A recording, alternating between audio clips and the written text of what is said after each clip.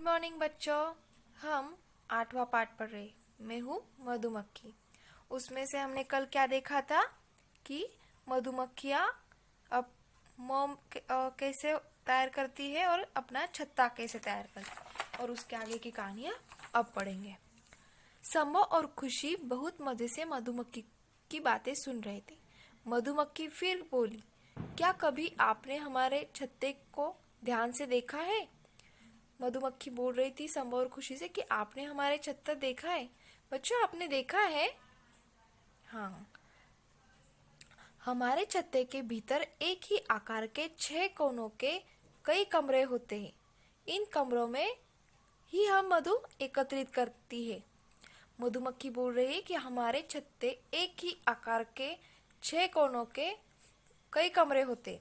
आपको मैं दिखाती हूँ उनका घर कैसा होता है। देखा ये कैसे दिख रहा है? एक ही आकार के है ना, ऐसे 6 कोनों के।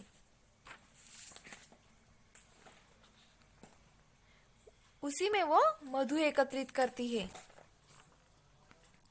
बाकी कमरों में रानी मक्खी अंडे देती है, जिसमें हमारी संख्या बढ़ जाती है। वो क्या बोल रहे हैं? बाकी कमरों में रानी मक्खी रहती है, वो वहाँ अंडे देने के काम करती, फिर मधुमक्खियाँ बढ़ जाती है।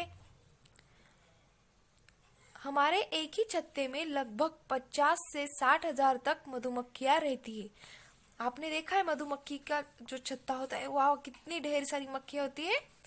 एसी वाली, ऐसी ढेर सारी एक ही छत्ता में मधुमक्खियाँ रहती है। हम मधुमक्खियाँ खट्टा मीठा सभी प्रकार का स्वाद आसानी से पहचान लेती है। उनमें हम कैसे पहचान लेते हैं कि ये खट्टा है, मीठा है? हाँ, वैसे मधुमक्खियाँ भी पहचानती है। जब कोई शत्रु हमारी ओर आता है, तब हमारे अंदर से एक विशेष प्रकार की शारीरिक गंध निकलती है। वो बोल रहे हैं, जब हम लोग जब छत्ते के पास जाते हैं, वो मधु निकालने के लिए जो शहद उन्होंने जमा किया होता है ना, वो निकालने के लिए ना लोग जाते हैं। तो वो निकाल ना पाए, इसलिए वो उन्हें समझ में आ जाता है कि कोई तो आ रहा है पास में, तो उनके शरीर में कोई तो एक ऐसी विशेष प्रकार की गंध निकलती है।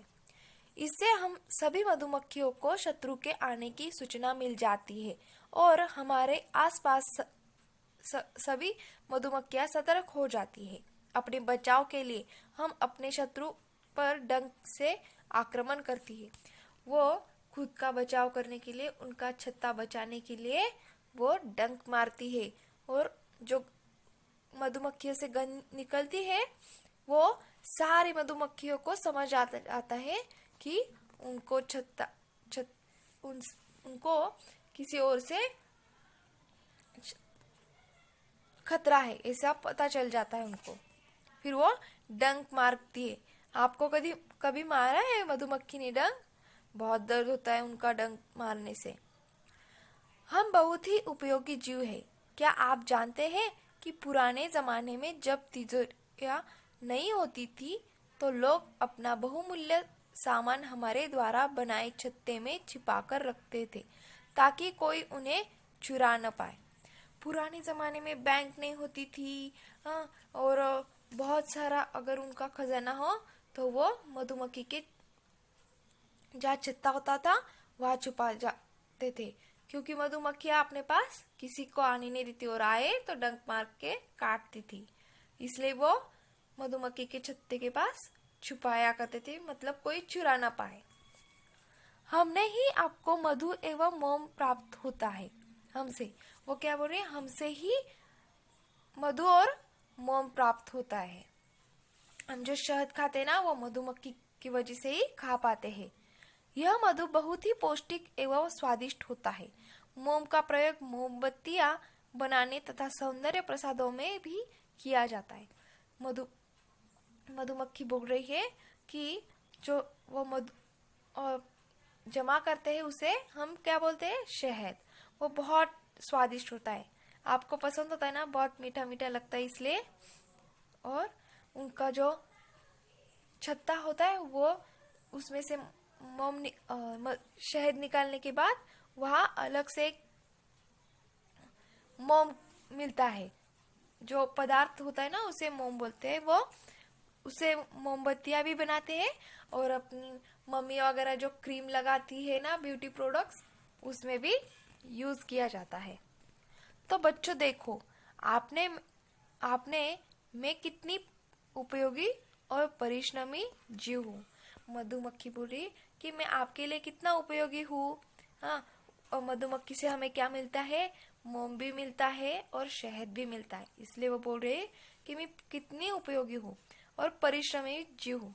वो कितना परिश्रम करती है, इस फूल से उस फूल जाती है, तभी वो वहां से मधु जमा करती है, फिर हमें शहद मिलता है। तो बच्चों, हमें भी मधुमक्खी की तरह ही परिश्रम करना पड़ता है, तभी तो हम सभी चीजें हासिल कर पाएंगे। अगर हम परिश्रम नहीं करेंगे, आप पढ़ाई नहीं करेंगे, तो आप एग्जाम में कुछ नहीं लिख पाओगे और फिर आपके मार्क्स कम मिलेंगे। इसलिए परिश्रम करना जरूरी होता है।